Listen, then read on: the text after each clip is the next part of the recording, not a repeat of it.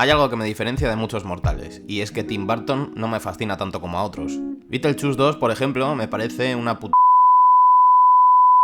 Por eso tal vez no tenía mucha idea de la historia de Sweeney Todd, y eso que lo tiene todo para poder gustarme. Por si hay algún despistado como yo que haya caído en el vídeo, la historia resumida de Sweeney Todd es más o menos así. Sweeney Todd, estoy diciendo muchas veces Sweeney Todd, ¿no?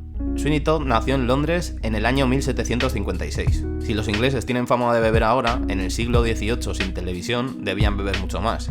Y uno de los tantos borrachos era su padre. Y como tantos borrachos durante tantas épocas, desahogaba sus frustraciones en su mujer y su hijo. Después de una infancia complicada, cuando tenía 14 años le dio por robar un reloj, y como a buen ladrón inexperto, le pillaron. Le condenaron a 5 años. Ya tenía que ser caro el reloj. Y en su estancia en prisión aprendió el oficio de barbero. Cuando salió de la cárcel trabajó como barbero ambulante, que por cierto los barberos hasta el siglo XIX también se podían encargar de sacar muelas, no sé si ese sería el caso de Todd. Después de trabajar como barbero ambulante llegó a la calle Fleet, que si os suena ya sabéis por qué es.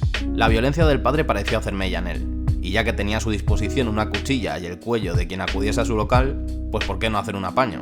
Se inventó un mecanismo en su silla, por el cual, una vez que había al cliente, se abría una trampilla en el suelo que dejaba caer el cuerpo hasta el sótano. Allí le quitaba lo que llevaba encima, y lo escondía en un túnel que casualmente ya existía en los bajos de su negocio. Todo esto le debía parecer poco, sobre todo porque se echó una novia tan sádica o más que él, llamada Marguerite Lovett, que también casualmente tenía una tienda de pasteles de carne a poca distancia de la barbería. Como dijeron muchos coaches alguna vez, si la vida te da limones, haz limonada, y si te da carne gratis, pues utilízala. El negocio de ambos, el lícito y el que no lo era tanto, les fue bastante productivo. Clientes contentos con su pelo y con su barba lo mismo no hubo tantos, pero las víctimas se contaron por encima de las 150. Pero todo tiene un fin, y un buen día, aunque no tanto para ellos, les pilló la policía. Sweeney Todd, que ya había comido cárcel, se debía esperar una sentencia de un montón de años y por un reloj le cayeron 5. Pero esta vez no tuvo tanta suerte. Fue colgado en Tyburn ante la gente que quiso ver el espectáculo, y su novia, a la que le encantaba Romeo y Julieta, se envenenó a sí misma en la cárcel. La historia no está nada mal, ¿verdad? Bueno, pues resulta que no tiene sustento histórico alguno. Que no hay datos históricos, vaya.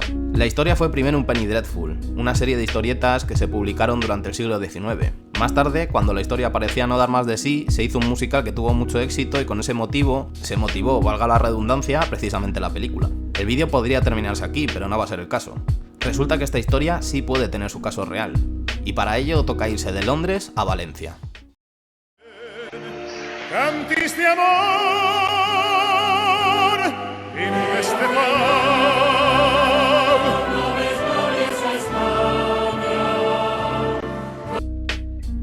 Resulta que un investigador y bibliófilo natural de Valencia llamado Rafael Solaz Albert encontró en una de sus zambullidas por bibliotecas un viejo dietario. Un dietario no es otra cosa que un diario, y este en concreto era de un hombre llamado Pau Carsí y Gil. Se titula Cosas particulares, usos y costumbres de la ciudad de Valencia, y en él hay constancia de una historia que nos puede llegar a sonar un poco.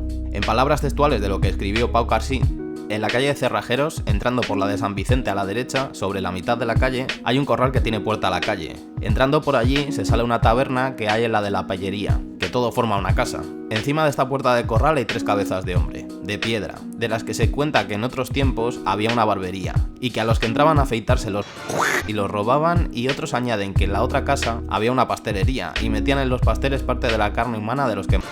Esto fue un hecho verdadero. Es cierto que esto suena un poco a por favor, créanme, pero según Solaz, el propio hecho de que lo anotase como una noticia real le da rigor a la historia. De lo que describe Pau Carsí no queda nada. Además, al parecer, muy cerca de la barbería se encontraba el cementerio de San Martín, lo que haría fácil el trabajo de deshacerse del excedente que sobraba de los pasteles. La desaparición de este cementerio la ordenó Carlos III con una real orden en la cual obligaba a llevar los cementerios hasta lugares lejanos de la ciudad, que por entonces tenía muros, para combatir las enfermedades. Se podría pensar que los ingleses, que son dados a tomar prestado por las buenas o las malas lo que les venga en gana, barrieron para casa con esta historia del barbero de Valencia.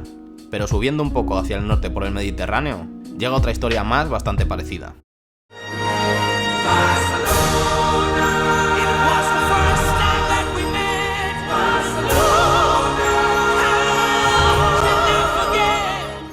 Pues sí, Barcelona al parecer también tiene su propio barbero asesino. Como se entere de esto Ayuso, coge ella misma la cuchilla.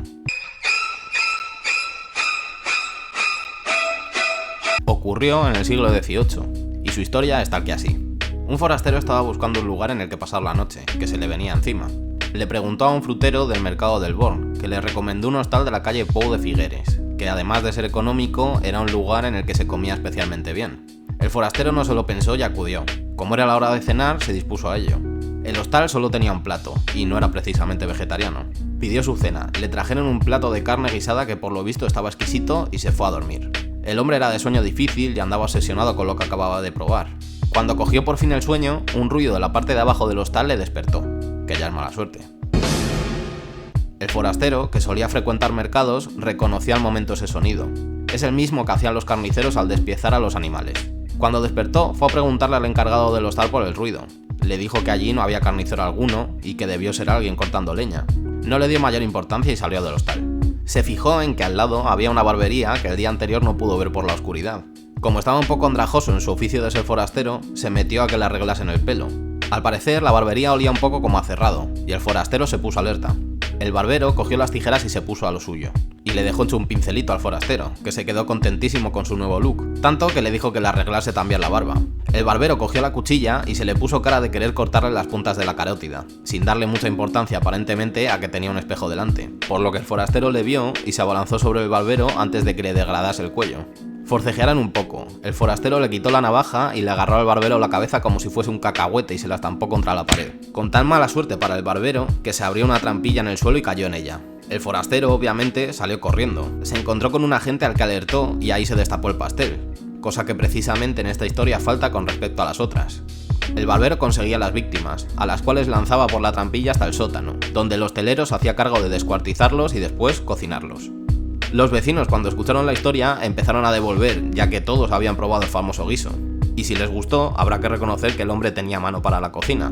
Al César lo que es del César. Igual que en el caso de Londres, en Barcelona no hay ningún registro que nos cuente que esta historia es real. Aunque también, como en el caso de Sweeney Todd, hay una dirección completa. Calle Pou de Figueres número 14. Resulta curioso que haya historias con tantos elementos comunes, pero es que no son los únicos. Existe un documento impreso en Madrid en 1887 titulado El pastelero de carne humana y el barbero asesino, en el cual se relata la misma historia pero esta vez en París, con la diferencia de que esta historia cuenta con la hija del barbero, de tal belleza que todos querían cortejarla y cuando iban a hacerlo ya no volvían nunca más. Quizá lo que nos cuenten estas tres leyendas es que hay historias universales que ya no pertenecen a nadie en particular y que nos pertenecen a todos al mismo tiempo. Espero que te haya gustado el vídeo. Hacía mucho que no subía uno largo, así que te informo que dar me gusta es gratis y a mí me ayudas mucho. Lo mismo que si te suscribes o si me pones un comentario, así que anímate. Y si no... ¡Vaya usted a la mierda! ¡A la mierda! En alto de todo el mundo.